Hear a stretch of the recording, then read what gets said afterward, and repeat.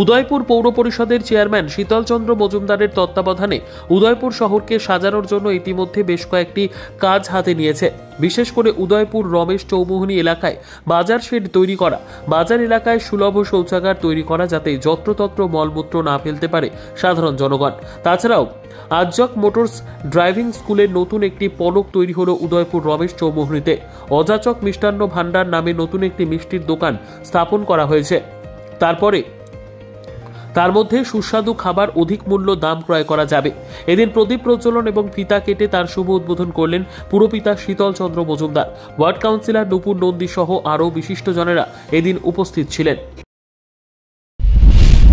রমেশ চৌমুহনীতে যে electronics traffic signal এটা বসানো হয়েছে সারা উদয়পুর শহরের মধ্যে।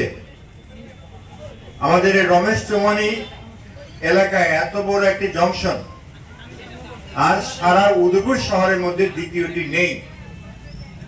ব্যবসায়িক ক্ষেত্রে হয়তোবা আমাদের new town road, central road এলাকা অনেক বেশি ডেভেলপ, কারণ এটা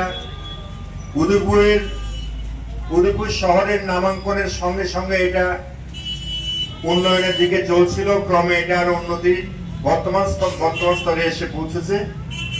কিন্তু এত বড় জংশন আর একটিও নেই, সব দিকে এটা খোলা।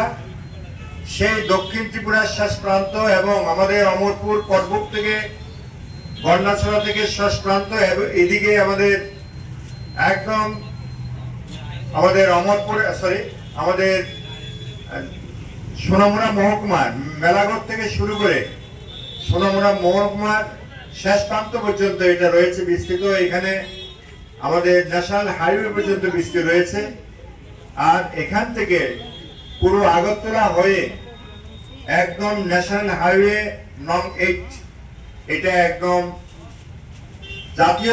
জাতীয় স্তরে যে সড়ক রয়েছে তার সঙ্গে সংযুক্ত রয়েছে আসামের সঙ্গে।